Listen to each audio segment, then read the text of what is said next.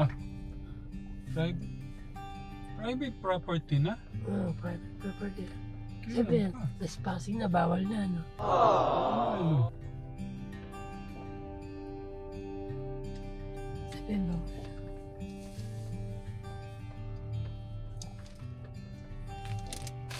Hello, Katekra. Good morning. Gutom na po ako, sabi niya. At gutom na ako. Lalo ka gutom. Hindi, kaya ko pa. Hindi mo na ako mamamatay na katulad isang araw lang. Siguro kasi nakita kami din sumobra eh. Kaya hindi na kami naka ano ba tawag dito?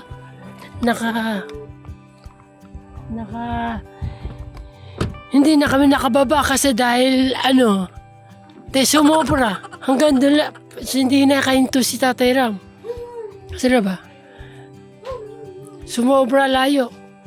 Umu-overtake na sumobra layo. Kaya hindi na kami nakakain. Ang layo kasi. Sumobra eh. Kaya hindi na kami nasabi. Kaya, Saan mo itatapat niyo? kanina na, sa'yo na. Tignan mo, wala akong makita tao eh. Baliktad, yan, yun. Pasalubong natin.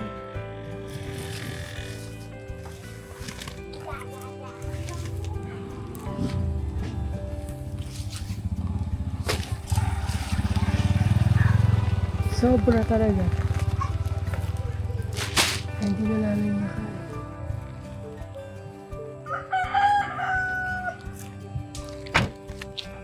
Ay, hindi. Kaya mo to? Yung bigas ikaw, no? Sige. Kaya ko yan. Magandang hapon po.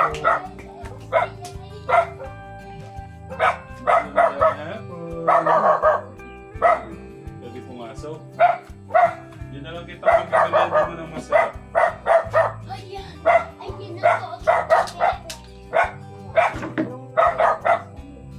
Anong basa? Mag-staples po kayo. Eh, wag na po. Sige, mag-staples po. Eh, hindi pa ako nag-ano eh. Basa yung floor. Ay, mag-staples po ako. Basta. Ano, Ba't nandiyan ka sa sulok? Oh, binili parang nakakatanaw raw siya ng ano. God bless. Binilang kita ng ng merienda mo. Huwag mo natin eh, bakit? Oh, kumusta? Okay ba? Na-miss kita eh. Binalang kita ng merienda mo, gatas. Pili ka na lang dito. Hindi, ano to eh.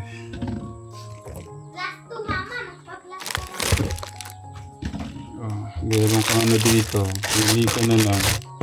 Ah. Yung gatas mo. Meron kang dyan. Sterilize. Tapos meron ka rin ganito. Oh. Ayan.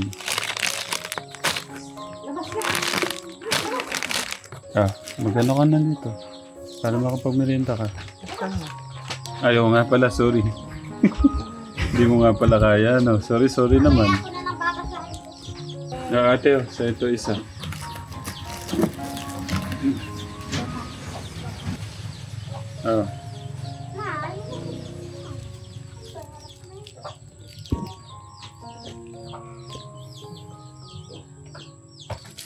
Pili ka ng tinapay, oh. Kung anong gusto mong tinapay dyan. Anong gusto mong buksan ko? Anong gusto mo dyan? Hindi, anong gusto mo sa mga tinapay? Ito na lang. Yan na lang. Mamaya na yung tinapay. Sige.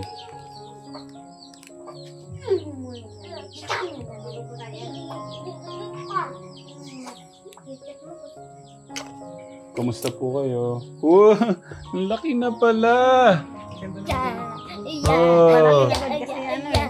Tanda na rin papa niya eh. ang ganda-ganda naman yan. Ganda po lalaki yun.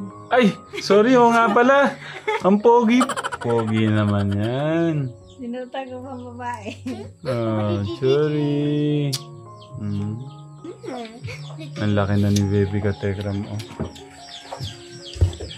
Akin na si baby, kaya ko kargahin. Pero Ba't nandiyan ka sa sulok? Eh, nakikita kasi niya yung may dumadaan, mga motor. Diyan po siya umaano. Lagay mo din si Bibi. Pero mo sa mga tikra mo at ano, pero kung anong ano. Nakatitig lang eh. Oh, ganun lang. Malungkot ako eh. Bakit naman? Wala akong TV. Naku po. Gusto man TV? Na paano po yung TV? Na ano, na parang siyang biglang pumutok. So gusto mo ng TV? Opo. Hindi pa na ano ni tito mo at ano. One lang. Kasi sa anak ko. One day one. Araw-gabi na nga naghahanap buhay. Gabi, naghanap buhay. Ano pong hanap buhay niya sa gabi? Nagpapala siya ng kahoy. Nagpapala ng? Papalas, nagpuputol po siya ng kahoy. Nagpuputol ng kahoy. Opo, pagka tanghali, ano siya ng bukawi. Nila, kailangan po niya talagang buhayin tong mga anak niya eh. May pag na po, ang talalaki po. Sumipag na siya nung nagkalalaki. Oh. Ano ba yun? May pag na, ngayon lang ko na ano yun, siguro, ewan ko po, kasi nung ano, na panay pirmi lang siya sa bahay. Siguro nung ano, nagsisimba na ako palagi, gabi-gabi pinag-ano ko siya. Kailangan talaga lakas ang loob. Kahit matanda ka, obligadong magsikap ka. Kasi may mga anak ka eh. Hindi obrang mukmuka ng mukmuk. Ako nga, tinan mo nga, ako kahit ako nawala ng anak ko. Tuloy pa rin buhay ko. Kasi may mga anak ko eh. Pag nagmumukmuk ka eh, wala ka ng ano. Eh, walang... Ano niya? Ano niya? Walang nangyayari sa buhay. Habang Ano nga? nabubuhay ka, may pag-asa ka sa buhay. Parang medyo pumayat po si Kuya Angelo, no? Ganun talaga yung mga habang lumalaki sila pumapayat. Baka na. Baka mo ko na. Hindi ka Thank you. Welcome.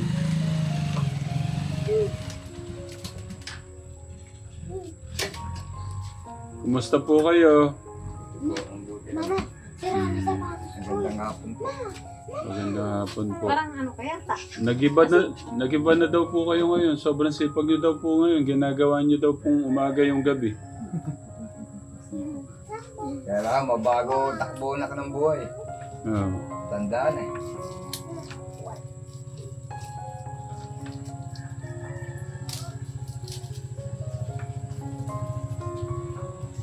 Eh, nabago na may buhay mo ah.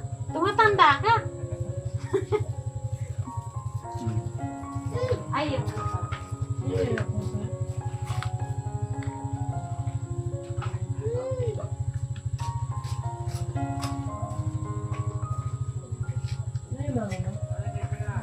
Bek.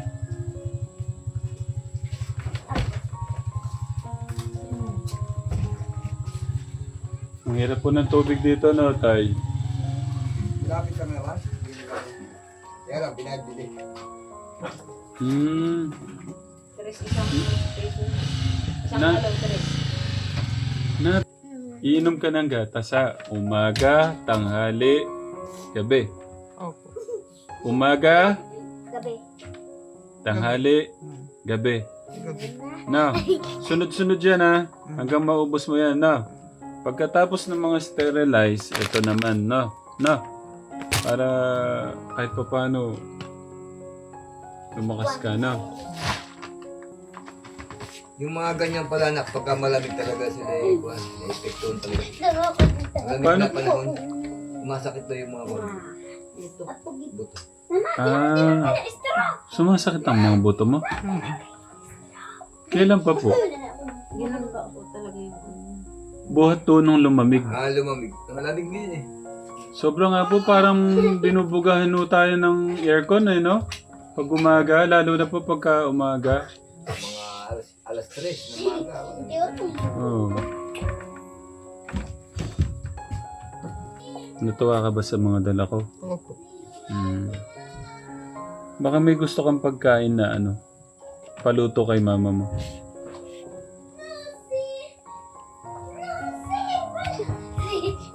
Baboy. Baboy. Baboy. Anong luto ang gusto mo? Alam mo, anak. Baboy. Ako paglulutuin niya. Gusto mo magluto si Papa? Anong luto sa baboy ang gusto mo? Adobo. Adobo. Adobo. Hindi raw ako masarap magluto. Tito raw niya masarap. Ano daw po? Yung tito raw niya masarap magluto. Si mama daw. Masama lasa daw. Okay. 16 ka na, Kuya Jilo? Wag Kung din. matibay yan Ngayawa niyo, tatagal yan. Hindi siya nagkakasakit Si si Joshua 18 po, no? Mag-iitin po. Dalawang Mag-i- buwan na lang. Kaya lang, naano ko pumayat po siya. Maselan siya anak. Pagka lang gulay, ayaw niya na kumain ng gulay. Talagang maselan na siya. Yung ganyan pala makakuha na yan. Hindi siya kakain pagka hindi niya ako sinada ulam. Hindi, okay lang po yun kasi siyempre yung panlasa po siguro niya. Hindi ko pala mapilit pagka kumain. May nagluluto ng gulay. Hindi ko pala siya mapipilit. Pag ayaw niya talaga. Kasi ang sasagot niya, papakainin niyo ako ng gulay, ayoko na. Yeah, hindi po, baka yung panlasa po niya.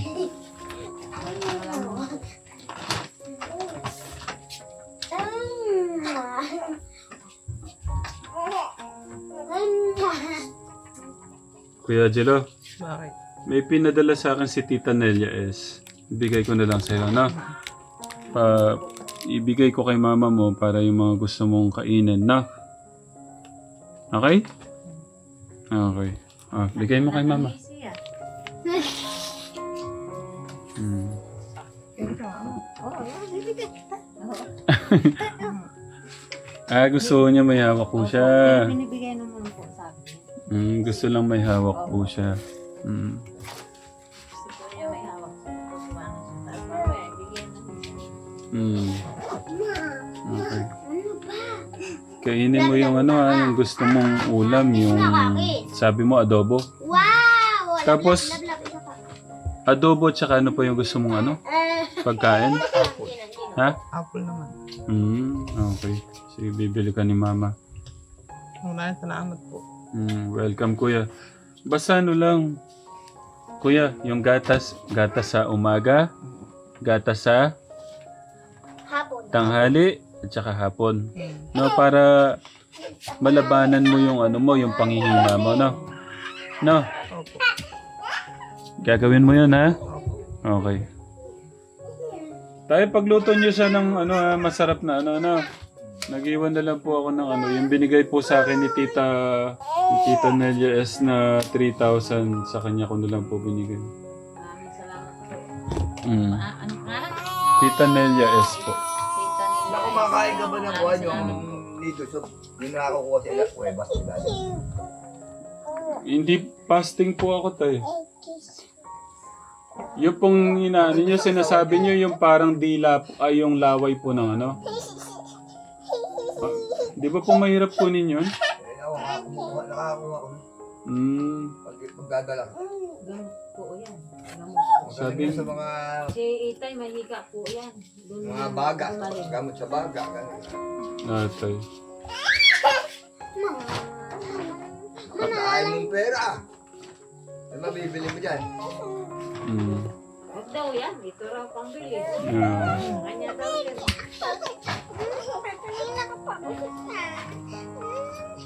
Magpe-pray ka, ha? Sasabihin mo lagi kay God, Lord, thank you po sa kalakasan ko araw-araw. Tapos salamat po sa pagmamahal sa akin araw-araw. Sa amin lahat. Yun lagi mo sasabihin, no? Kaya nga po nagpababay. Study na ako dito sa bahay. Kaya linggo po yan. May punapunta ko sa akin. Maganda po yun, eh. Blessing nga pala. Blessing. Sabi ko po yun. Kaya kahit anong galit mo, kung nabubuisit ka, hindi na kita inan. Kasi gano'n yun. Bakit gusto mong ganyan? Hindi maganda. Kinig ka sa Ang ganda. Hmm. pangarap sa Hmm. maano mo sa sarili mo. Busit ka ba? Hmm. Makikinig ka sa Panginoon kung ano maganda. Hmm. Dapat mo. Ganun yun. Hmm. Tama. Eh, tinan mo, di ba ka? Nakinig ka. Ano sinasabi ni sister? Hmm. Masukuri lang. At saka ano po, iba yung lakas na naibibigay po ng ating Diyos sa atin Totoo pagka... nga po eh. Hmm. Kaya po masarap makinig sa Panginoon.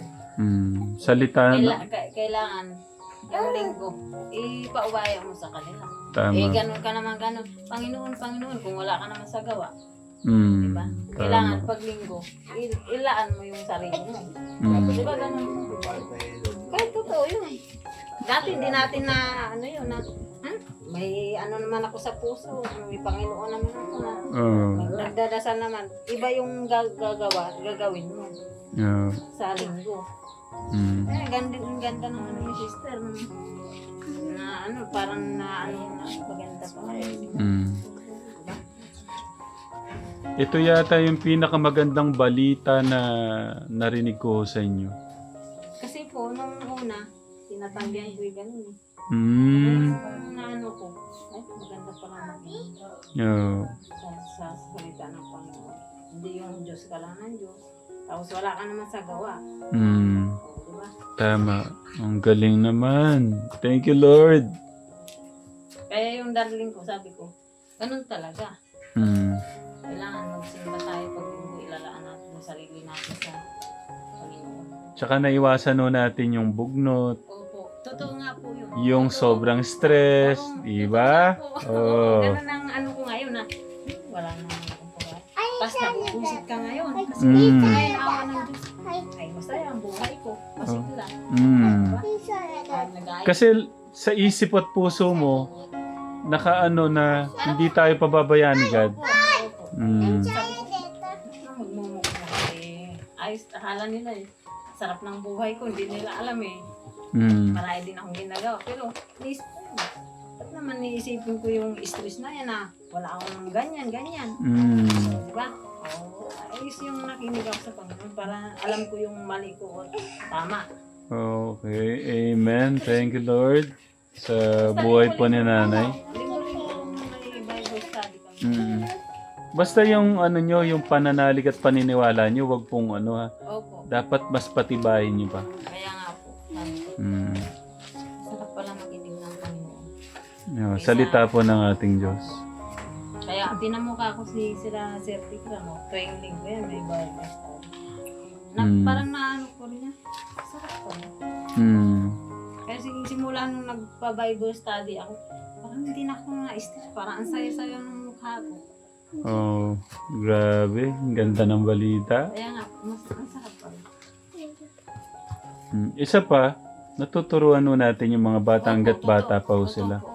Na ano ko sila na mali yung... Tsaka makakarinig ko sila ng ano, mga na tamang... salita ng Diyos na... Oo, hanggat... Yun nga sabi ko sa kanya eh. Sabi ko nga, Sir, gabing-gabi pumunta kami kasi Christmas party namin sa simbahan. Dala ko to. Hindi ko napakinggan na yung asawa ko. Pag pakinggan ko naman eh, hindi kami makakapunta rin sa simbahan. Kaya pinapakinggan namin yung salita ng Panginoon. Eh, yan na. Tapos nung dumating kami, nakala ko magagalit yung darling ko. Sabi ko, darling andito na kami. Inatid kami ng masasakyan eh. Kasi nandun kami sa bayan, nag-Bible study kami doon. Christmas party namin. Eh ginabi kami, alas 12 siguro kami hinatid. Kaya pala iba yung aura ng mukha nyo nung nakita ko kayo kanina. Eh masaya po kasi pag masaya talaga. Naging sa Panginoon. Okay. Ng Panginoon. Dati ang burang sa mukha. Para kung hindi ko naintindihan ang mukha ko. Tapos pagka nakita yung asawa nyo na parang init to ng ulo. Kasi alam nyo naman. Kaya nga. Ngayon, sabi ko pa, darling. Okay lang. Hindi, nung parating siya, sabi niya yung asawa ko eh. Ayan. Kasi sarap pala yung nakikinig kasi kami. Ngayon po mas naiintindihan niya na. Maunawaan niya na po, no? Okay. Tsaka ang kagandahan no dyan, Nay, bata pa lang yung mga anak nyo, nakakarinig na sila ng salita ng ating totoo Diyos. Mm. Kasi pagka, sige nga, pupunta ka sa kapitbahay, tapos sasabihin ko, ay, iwanan mo ng gano'n yan. Eh, ano yan?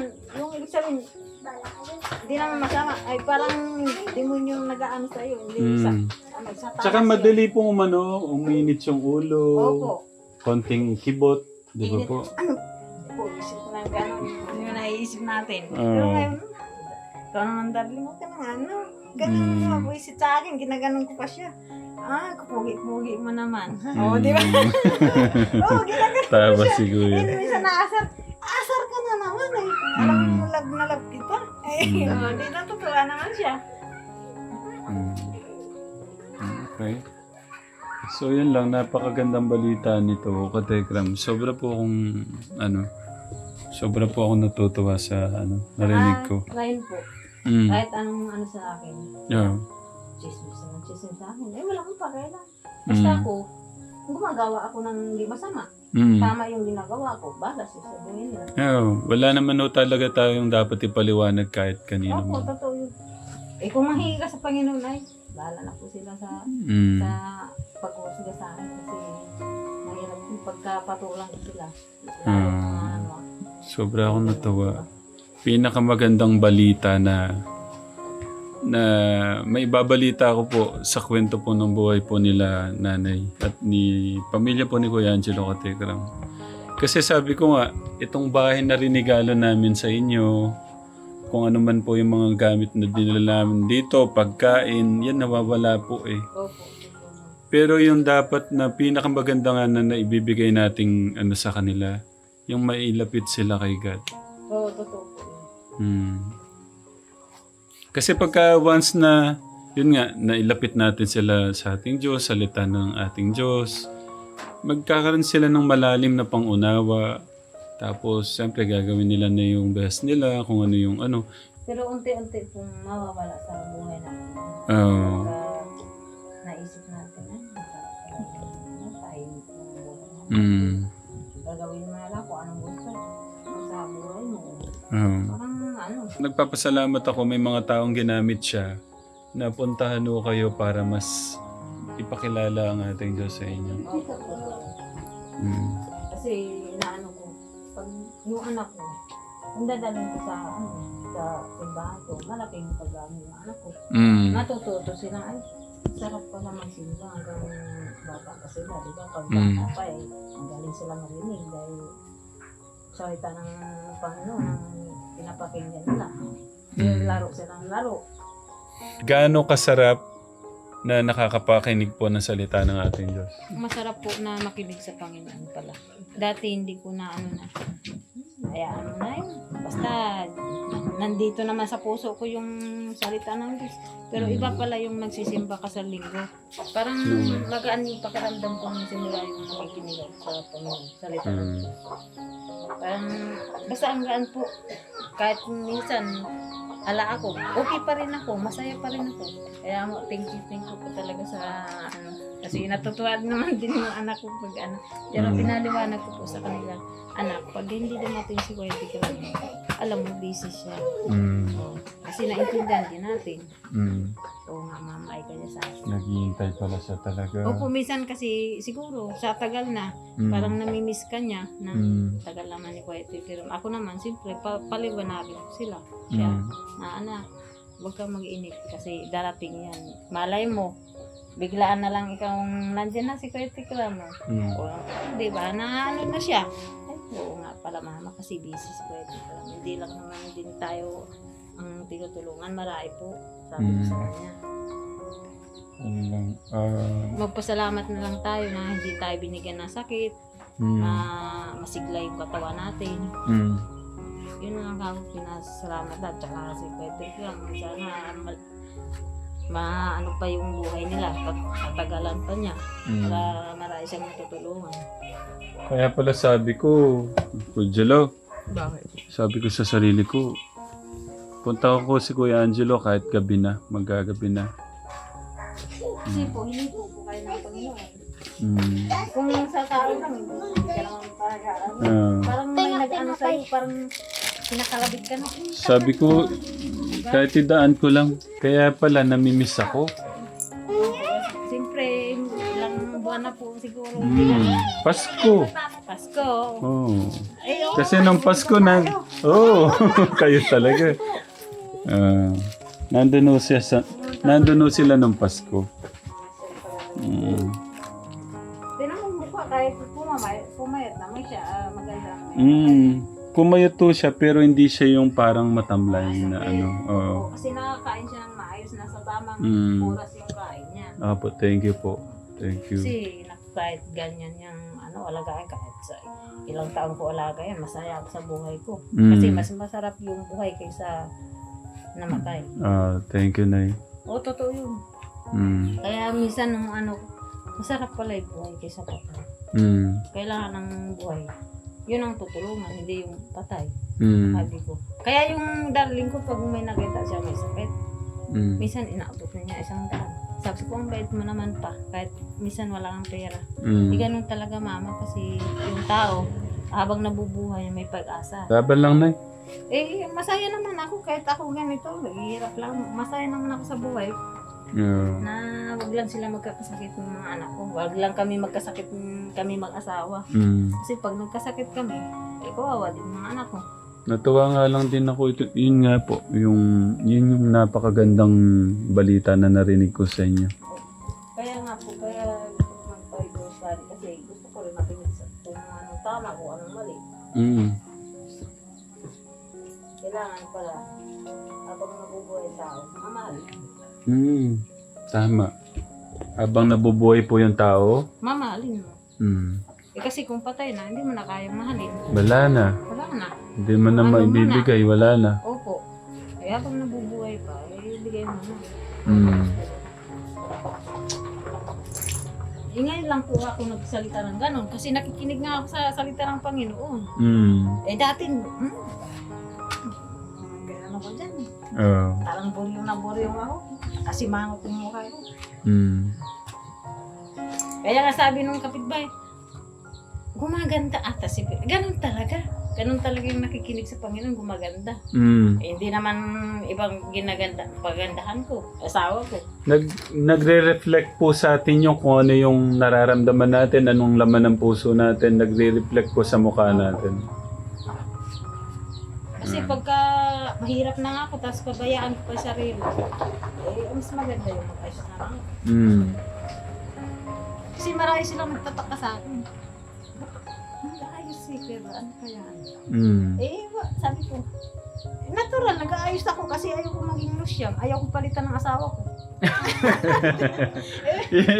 Ibig sabihin, nag-iisip pang... Siyempre, alam mo na may mga tao. Isa man ang iniisip. Siyempre, kaya ayos na ako, baka palitan ako ng asawa ko. Diba? Kapag lusyang naman ako mamaya makakita mas maganda pa sa akin. Abay, totoo yun. Tay, pagpapalit niyo pa ba si nanay dito? Hindi, minsan kasi di ba yung tao di natin maiwasan. Pag nagpapaganda, natural talaga, may pinapaganda na ko. Dati kasi ang mukha ko napakasama. Parang hindi maayos ata Hindi po, okay naman Nay. Kaya lang yung mood. Siyempre dahil nga po parang yung problema. Parang stress ko. Pero naaalala ko pa rin yung anak ko. Siyempre, anak ko yun. Iba pa sabi ko, iba pala yan. Hindi, at saka ibang ano po kasi yung ano ng buhay nyo kasi. Hirap po talaga. Pero Yung may ganun kang tatlo kang anak na ano. sabi ko sa'yo, nung na-hospital yung anak ko, kakaroon na lang kaya ako dito. Sa building na to. Sabi ko, maano pa rin yung pag-iisip, malinaw pa rin yung pag-iisip ko. Ba't magpakamatay naman ako? Iwa yung mga anak naman ako. Anak ko na lang mamahalin ko habang ano pa yung mga anak ko. May natirang akong anak. Ba't gagawin ko sa sarili? Pag nawala ako, kawawa na yung mga anak ko. Lalo na si Gilo, kawawa. Kaya sabi ko, kahit pagka naghihirap ka, gagawa ka na lang paraan para ikaw makarao sa buhay mo. So yun lang Katekram, napakaganda, sobrang ganda ng balita. Yan po yung isa. isa sa pinakamagandang balita na may paparating ko sa inyo. Basta ano, palalimin niyo pa po. Palalimin niyo po yung gusto niyong makilala siya. Yung pagmamahal sa kanya, Ganun gano'n. naman talaga ang tao. Kailangan pag unti-unti maalis mo. So, paano? Gabi na. Magagabi na kasi. Love you, Kuya Angelo. Opo. Ano sabi? Maraming salamat po. Welcome, I love you. Love you po. Okay. Magpipray Opo. Pakikinggan mo yung mga turo dito nung nagtuturo yung pastor, no? Nakikinig nga po siya. Nag-ano na nga siya. Nagpabautismo na nga siya. Mahal tayo ng ating Diyos, no? Huwag mong kakalimutan yun. Mahal na mahal ka ng ating Diyos. Opo. Tayo, no? Opo. Okay. God bless, Kuya. Paano po? Pasabi na lang po kay tatay, no? Sige po. Naliligo pa ho siya. Naliligo. Bye, baby! Ingat po kayo. Bye! Oh, ano pala siya? Akala ko katekram, babae. Kasi sinuotan ko ng Oo, pangbabae. talaga, Nay. Sige po, Nay. No, ingat. Para makabili ko kayong pagkain ni Kuya.